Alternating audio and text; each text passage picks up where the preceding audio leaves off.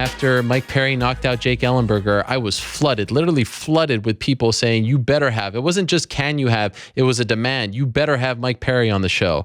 And thankfully he is obliged, and he's on the phone right now. Mike, how are you? Yeah, I'm doing all right. Ariel, how are you? I'm doing great. It's great to talk to you. Sorry for keeping you waiting a little bit. That was some kind of victory. Have you ever knocked out another man like that before, like out cold, especially with an elbow? I don't think with an elbow, but I have knocked people out like that. But the elbow was special. I mean, to do that short elbow like that, boom, and he was out cold. Did you enjoy that feeling? Did you enjoy that sensation of, because it took him a while. They didn't show it on TV, but it seemed like it took him a while to actually get up and out of the cage. I mean, it doesn't matter to me. I'm not excited about how long the guy's asleep for. I was excited to have won against one of the top athletes in the world and won in a winner's fashion, you know? Yeah. So I was excited about that, but his health and things like that, I seen him the next morning in the hotel lobby, so I'm glad he's doing all right. Did you talk to him? No, I think I was like, you know, how are you, or, you know, how you doing? And I think he was like, he's good, so that was all. Nothing else needed to be said. How enjoyable was this win for you, especially because after the Joban fight, it did feel like maybe not the general consensus, but there was some talk like, okay, maybe we need to slow our roll a little bit on Mike Perry. Maybe he wasn't quite ready for a Joban. You just beat a guy who was oh so close to fighting for the belt not that long ago in that kind of fashion. I mean, that's the contender, I think, right now for knockout of the year. Did that feel like, considering some of your other victories in the UFC, and what happened in your last fight, did that one feel a little bit better because now you can shut up all the critics? It doesn't matter who's talking at any point in time. I could have been, you know, it was the same with Joe Bannon. It was the same with Ellenberger. There was things to overcome, and it was a good night for me. And I learned a lot of ways to make sure that I have a good night when the time has come to get in there, and it's all down to do or die. And so I know how to do that a little better now. I get smarter every time I get in there. And, I mean, I try to get in and get out with as little drama as possible. That was the Joban fight. That was the first professional loss of your MMA career. How did you handle it? To suffer defeat for the first time, what was that like for you? I think I handled it well. I mean, considering how I came back. But it was fun. It just lit a fire under my ass, or excuse my language. You know, I got ready to stop messing around. You know, I don't know. I paid more attention and I got things done right. And I didn't slack on my diet. And I didn't not go run when I was supposed to or should have. I went and did those things, no matter how comfortable I was. Was that the case in the training camp leading up to the Joban fight? Maybe because I was moving quick and, like, my weight cut that time was nowhere near the weight cut I just had. There was a lot of suffering involved for the Joban weight drop, and there was none for this one. Wow. So you were better prepared going into fight week? Yeah, I could have fought the day of weigh-in. That was your third fight in the span of, what, 4 months in the UFC? In hindsight, was it a little too much? No, because I'm going to try to surpass that. How many times do you want to fight this year? How many months we got left? We'll see. Every month and a half. Okay, so 4 more. Wow. Every month and a half is ideal for you. Yeah. Well, that is impressive. So if you get 4 more, that would be 5. I think that would tie a record for a calendar year, if I'm not mistaken, 5. I don't think anyone's ever done 6 in a calendar year. So, well, you were on your I could have fought again. I could have fought again Saturday night, but I mean, of course, that would have taken a toll on my body. But I mean, I was in the back saying, "What if this was the NBA or the NFL?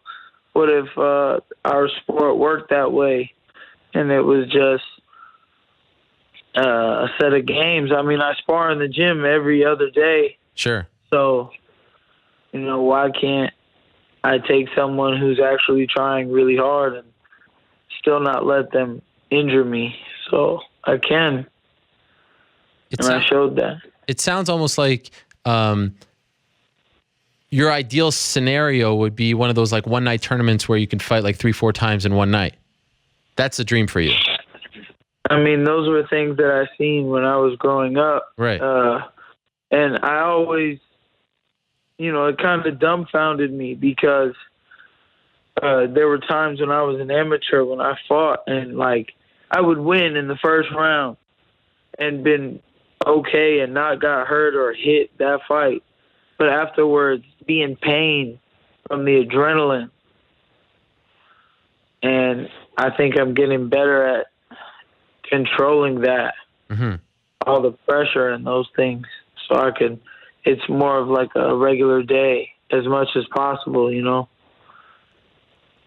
As I said at the top, after you won, I mean, it was like people were threatening me if I didn't get you on the show. I mean, they wanted you that badly. You have a very loyal following. You're almost like this cult-like figure where your fan base seems to be very much in your corner. And like I said, I think the perfect word is loyal. Do you sense that as well? And if so, why do you think that is? Real recognize real. That's why I keep it real, man. And I guess, I mean, that's great to hear that people understand. It wasn't no fluke the first two times. It wasn't a fluke Saturday night. What happened with Joe Ban was just, it was one athlete against another, and one was a little smarter that night. He was a little smarter than me that night. I give that away. That's what happened. I gave it away, so it's my fault. But I can live with that. I can deal with that because if you want to come and grab me and get me, if you want to finish, now we're talking my language. You're going to have to stand in front of me for long enough for me to put my hands on you. I saw you respond to Iaquinta telling him to calm down. He didn't seem happy with the allocation of the bonuses. Did you feel like he was criticizing you? No, but I was trying to offer this man some advice.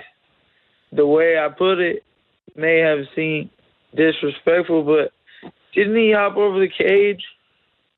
Yeah. You get fined in other places for doing things like that. You think you're going to get a bonus when you just run around disrespecting somebody who's paying your bills and things like that? You work hard for this, then conduct yourself properly. You say fuck you to the people who are setting this up for you. You know what I mean? If you have a sour attitude towards these people who are giving you the opportunity people dream for, then you need to fix your priorities. You were just saying to him, yo, man, you're probably not going down the right path here by saying F you to the UFC. You're actually looking out for a brother in a sense. Yeah, to be honest.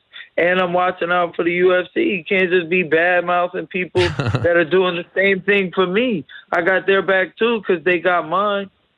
Right. You feel like the UFC has your back. Yeah. Now, I remember when I spoke to you the first time, this was coming off your UFC debut at 202, and you got a bonus that night. And I believe, correct me if I'm wrong, but I believe this is your second bonus in the UFC. So this is the first time since, right? Well, I guess I got it. Technically, it's the third. Oh, really? Yeah, I got a bonus for Ungu Lim. I got a bonus for Danny. And those were a lot smaller, though. Oh, this one is the big. Well, this is 50,000, right? I don't know. I don't know if I got that yet. Was that? That was announced. That information that was on Twitter, is that legit information? Well, the UFC announced it. Okay, well then, yeah, I'm happy about that. I don't crack my eggs, or I don't hatch. What is that saying? I don't hatch my eggs until they crack, or some shit. Yeah, right. I don't crack my eggs until they hatch. Right. I don't get that shit. I'm not saying it right. My bad. No. That was it. You get the gist of it. Sure. You're not going to celebrate the check until it's in your hand, essentially. Yeah, man. You know. Although that being said, one of the most memorable moments in the history of our show was when we were talking to you right after, and you said that you had the money from the fight in your pocket. Have you changed your ways as far as money management is concerned, or is it still kind of the same thing? I have cash and I have my cards on me, so That's good. I spend money where I want, and I technically bought everything that I wanted, so now I don't need anything else or want anything else, and I'm just gonna save all the money I get now. There's nothing to buy but food now. Right. What are some of the big purchases that you made?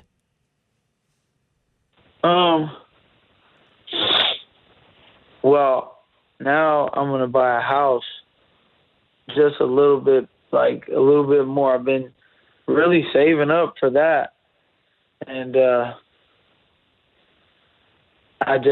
bought a car. I thought I said something about that last time we talked, and so that set me back a little bit. And I just did my taxes. Oh yeah. So I gotta pay. Hey, I gotta pay that, and things like that, important expenses, things that have to be done.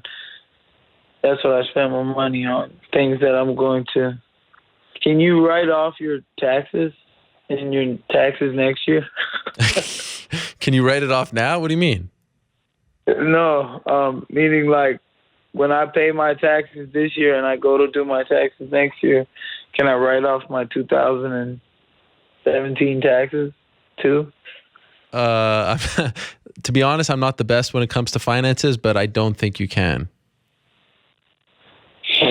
It was a little bit of a joke. Oh, okay. Honestly, I'm still reeling from my own tax situation. I mean, really, it's a lot of money that you have to spend. People don't realize how much money goes to Uncle Sam. Yeah, I mean, there's a lot of people out here, and we get to live pretty comfortably. Yeah. So it's worth it. And so do people do a lot? I feel like a lot of fans would come up to you and say, like, show me what's in your pocket these days, because you said that on air. Do you get that a lot? No, man, I don't get that at all. People ain't crazy. What's in your pockets, Mike Perry? It might be your fingers, but they're not going to be attached to your arm. Oh. Man, that night that I fought, I was Snapchatting the champ right before I think he did his little news interview, and I sent him a video talking about belts and collecting them. Who, Tyron Woodley? Yeah. What'd you say to him? Because I seen his little thing that he said, get a ticket and pack a lunch. I told him I was ready for my field trip. You're ready for Tyron now? Yeah.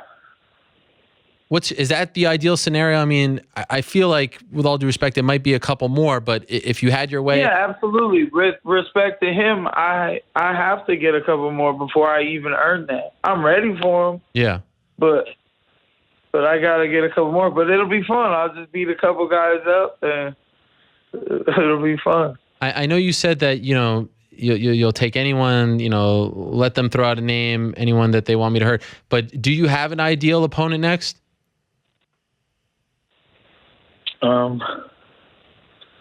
I mean, I really don't care. Okay. Like I said, whose life do y'all want me to ruin next? y'all want the entertainment, and who am I to say to take money away from a family? I just deliver they order and I deliver. Do a lot of people That's what I'm here for. Are you getting a lot of suggestions? Is there one that has been coming up a lot?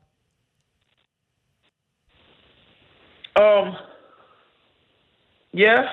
I mean, there's a lot of names.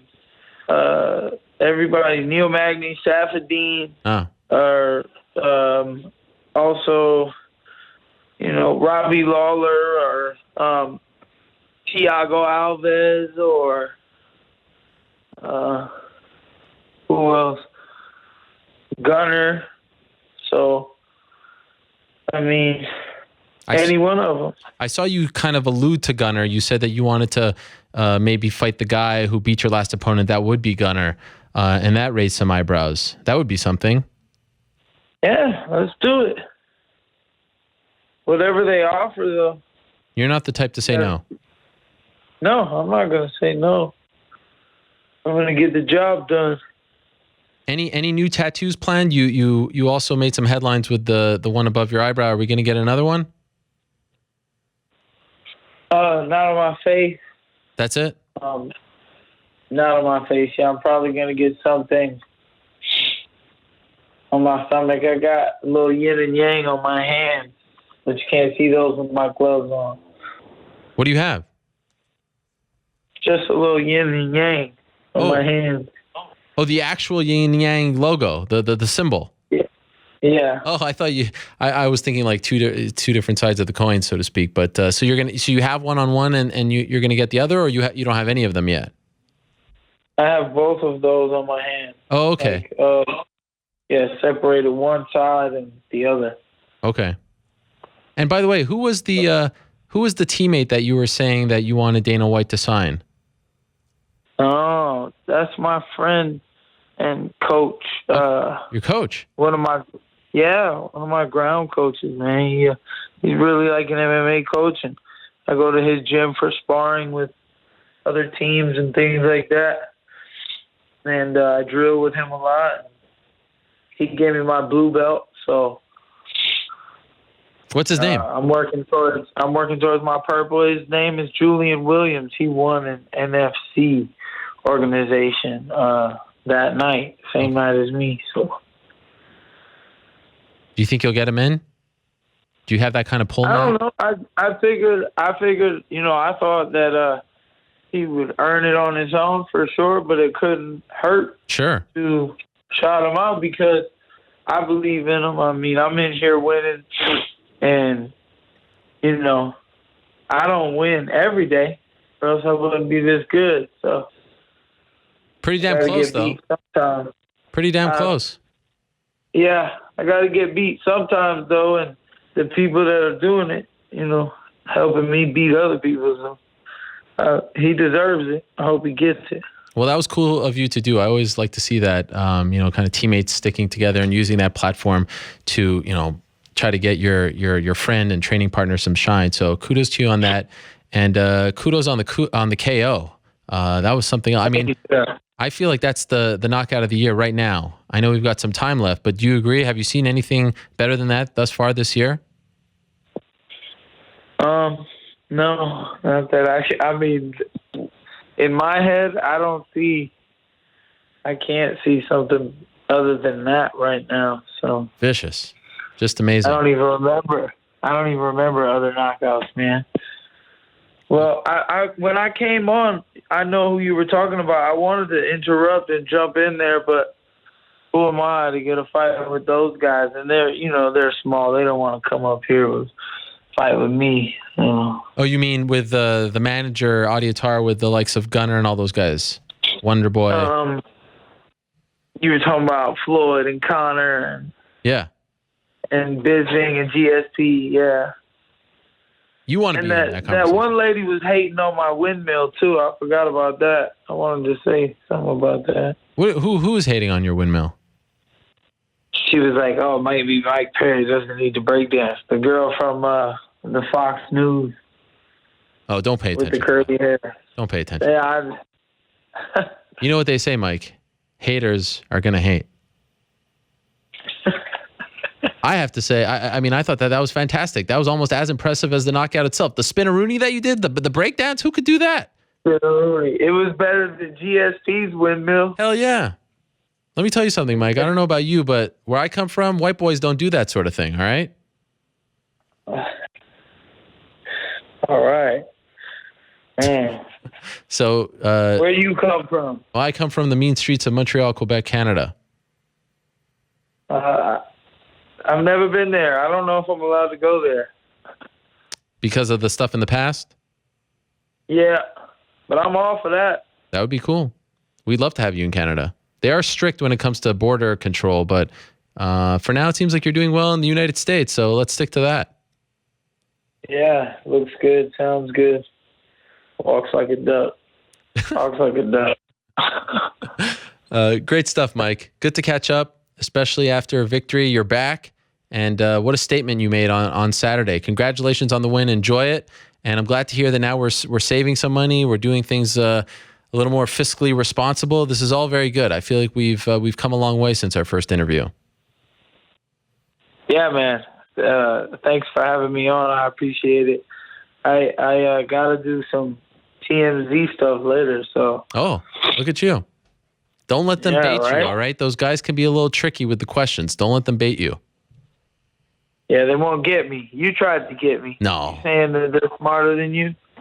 No. I just feel like, there's a mutual respect here. I would never do that sort of thing to you. Oh, that's great. Thank you. All right. All the best, Mike. We'll talk to you soon. Congrats again on the win. Appreciate it. Thank you very much. Y'all have a blessed day. Same to you. There he is. Platinum Perry, great win over Jake Ellenberger on Saturday night. In my opinion, the knockout of the year thus far.